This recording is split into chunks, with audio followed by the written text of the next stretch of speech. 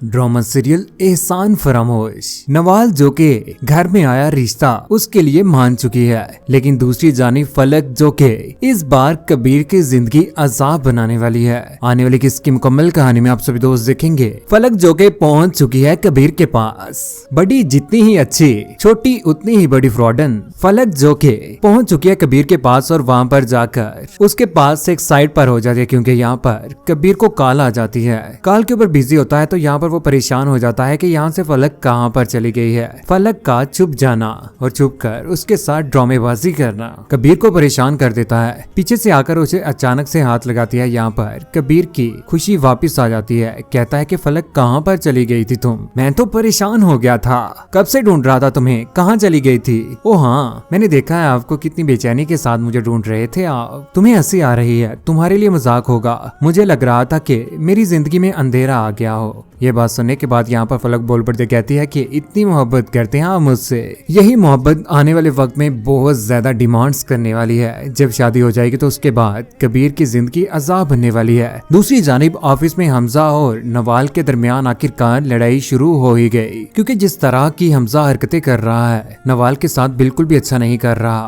Office में भी उसका रास्ता रोकने की कोशिश करता है। यहाँ पर ऑफिस की कुलीग्स ही देख लेती हैं, जिसके बाद नवाल हमजा के ऊपर चिल्ला पड़ती कहती है कि ऑफिस में सबके सामने जलील और रुस्वाह कर दिया और उसके बाद मेरे साथ मोहब्बत के दावेदार बनना चाहते हैं। ऐसा कभी भी नहीं होगा। आप सोचना बीमार, यह है तुम्हारी मोहब्बत का सिला। क्या चाहते हो तुम? क्यों मेरा पीछा नहीं छोड़ देते? यहाँ पर वो उससे माफी मांगने की भरपूर कोशिश करता है। जैसे ही नवाल कमरे से बाहर निकलती है तो यहाँ पर तरह तरह की बातें ऑफिस के कुलीग्स की सुनने को मिल रही होती हैं। वाह, नए बॉस के साथ मोहब्बत के ड्रामे कर रही हैं आजकल आप। लगता है आपका दिल आ गया उसके ऊपर। ये सारी बातें सुनने के बाद आखिरकार उसकी आंखों में आंसू आ जाते हैं। आंसू लिए हुए जैसे ही वो घर में जाती है तो वहाँ पर आखिरकार अपने ही जानने वाले पहुंच चुके हैं रिश्ता लेकर नवाल का। नवाल बहुत अच्छी लड़की है। नवाल को घर आया देखकर वो भी हैरान रह जाती है। यहाँ पर बातें चल रही होती हैं कि मुझे नवाल बेटी बहुत ज्यादा पसंद है आपकी। उसके चले जाने के बाद यहाँ पर नवाल से पूछताछ होती है। माँ कहती है कि आज नहीं तो कल शादी तो करनी है ना, एक अच्छा रिश्ता आया है, यहाँ शादी करने में क्या मसला है तुम्हें? यही बात सुनने के बाद यहाँ पर नवाल कहती है मुझे किसी किस्म का कोई भी इतराज नहीं है, आप उन्हें बुला लीजिए, मैं इस शादी के लिए राजी हूँ। ये बात सुनने के बाद यहाँ पर उसकी माँ बहुत ज्यादा खुश होती है। घर में सभी लोगों को पता चल जाता है फलक को भी के घर में रिश्ता आया हुआ था, बहुत अच्छा रिश्ता। आखिरकार लड़के को लेकर लड़के की माँ पहुंच चुकी है। यहाँ पर मामा मामी और घर में अच्छे तरीके से खाने के इंतजाम किए गए होते हैं। यहाँ पर लड़का भी मौजूद होता है। उधर कमरे से फलक नवाल को लेकर पहुंच जाती है। नवाल जैसे ही यहाँ पर आती है तो नवाल को देखकर वो हैरान रह जाता है, खुश हो जाता है कि इतनी खूबसूरत, इतनी पाक दामन और खामोश रहने वाली, इज्जत करने वाली लड़की उसकी जिंदगी में आ जाए तो उसे क्या चाहिएगा।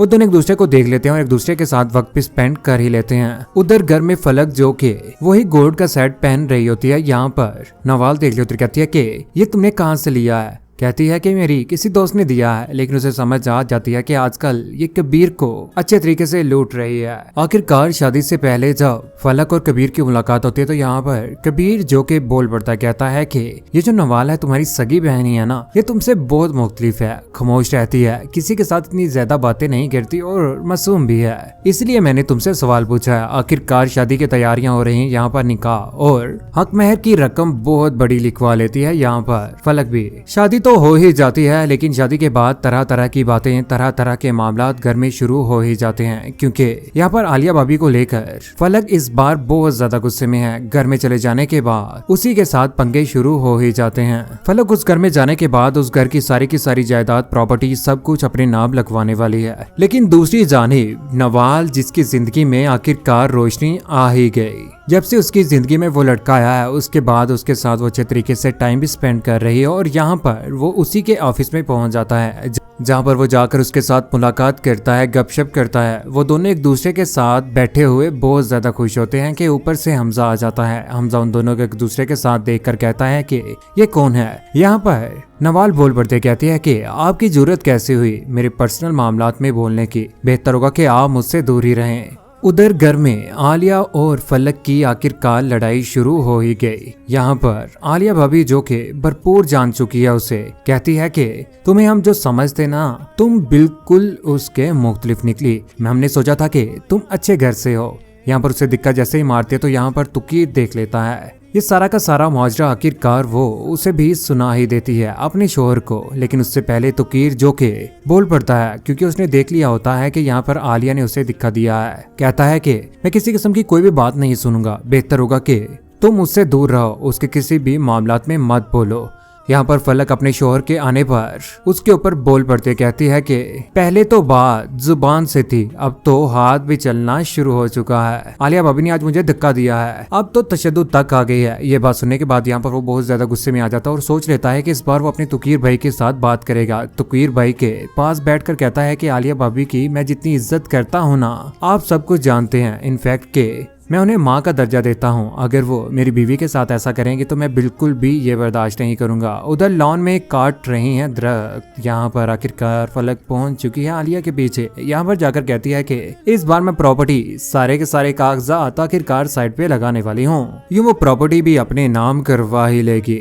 लेकिन आलिया जिसने इस बार ठान ली है कि वो फलक का असल चेहरा सबके सामने लेकर आएगी, लेकिन तब तक बहुत ज्यादा देर हो चुकी होगी, क्योंकि फलक सारी की सारी प्रॉपर्टी सारा का सारा बिजनेस लेकर बहुत जल्द साइड पे होने वाली है और कबीर की जिंदगी से भी निकलने वाली है। फलक जो कि किसी की भी शुरू से लेकर आज तक बात नहीं मानती थी, अपनी ही मानती थी, झूठ के सहारे जिंदगी गुजार रही थी। जब दिल चाहा घर में, जब दिल चाहा बाहर घूमने चले गई और वही पड़ी आदतें आखिरकार इस घर में भी। यहाँ पर वो फैसला कर लेती है कि मॉडलिंग करने जाया करेगी। लेकिन ये सारी की सारी बातें कबीर को बिल्कुल भी पसंद नहीं आती। कबीर कहता है कि तुम्हें क्या जरूरत है इस तरह की किसी फील्ड्स में जाने की, मैं नहीं चाहता कि तुम बाहर जाओ, तुम्हें जितने पैसों की जरूरत है तुम पैसे ले सकती हो। लेकिन फलक जो कि सिर्फ और सिर्फ आवारागर्दी करना चाहती है और अपने तरीके से जिंदगी गुजारना चाहती है, मॉडलिंग करने जा रही है, वहाँ पर तरह तरह के ड्रेस पहनकर आखिरकार उसकी तस्वीर ले जा रही हैं। ये सारा का सारा माजरा कबीर भी देख लेता है। कबीर जैसे ही घर में आता है तो